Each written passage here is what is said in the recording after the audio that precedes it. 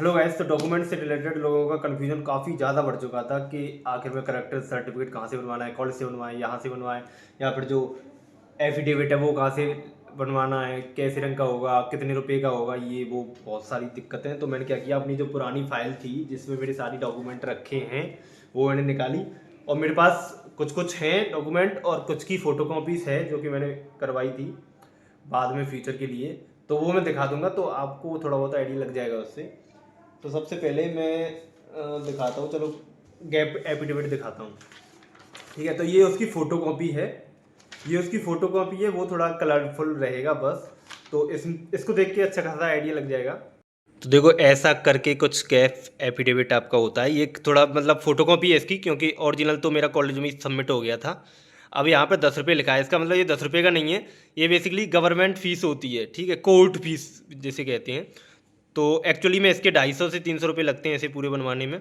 तो एडवोकेट से जाके बोल दीजिएगा, वो थोड़ी बहुत डिटेल मांगेंगे, देखो कहाँ से हो, ये पेरेंट्स का नाम क्या है, ये वो, और एक्चुअल रीज़न पूछेंगे कि आखिर में रीज़न क्या रहा आपने बीच में तैयारी छोड़ी। तो देखो इसमें लिखा है, बल्कि इस अवधि में प्रवेश परीक्षा की तैयारी कर रहा था। तो मतलब मैंने जो बीच में 1 साल का गैप लिया था, तो वो आईआईटी की प्रिपरेशन में लगाया था, तो उसी वही यहाँ पे लिखा आ जाएगा। ठीक है, और वो सिग्नेचर वगैरह वो अपनी तरफ से करके देंगे जो भी रिक्वायरमेंट होगी।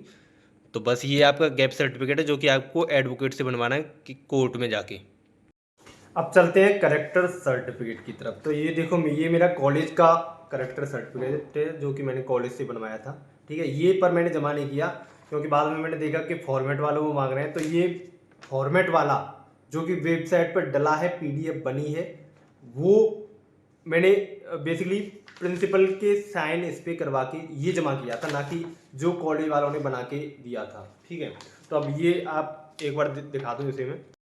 तो ये आपका पीडीएफ में मिल ही जाएगा आपको वेबसाइट पर। यहाँ पर बस इसमें प्रिंसिपल के साइन होने हैं, और तो बाकी आपकी नॉर्मल डिटेल है।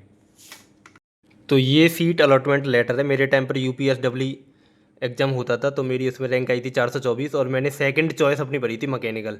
ठीक है, वो पहली बार में ही मिल गई थी, पहले राउंड में ही।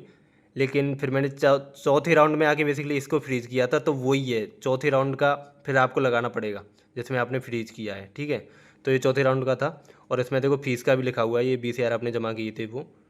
तो ये वो वाला जमा करना है जिसमें आके आपकी सीट फ्रीज हुई है, या फिर आपने कंफर्म की है, या फिर ऑटोमेटिकली हो गई है।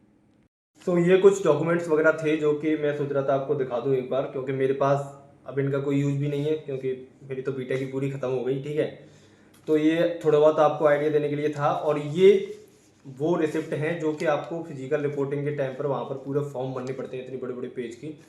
तो अगर ऐसी कुछ वीडियो की रिक्वायरमेंट हो जिसमें ये भी आपको बताना हो कि ये कैसे भरते हैं, क्या क्या इसमें बनना होता है, तो बता देना। नहीं तो फिर ठीक है, अपनी फिजिकल रिपोर्टिंग जाके करो और फिर बताना क्या क्या दिक्कत हुई।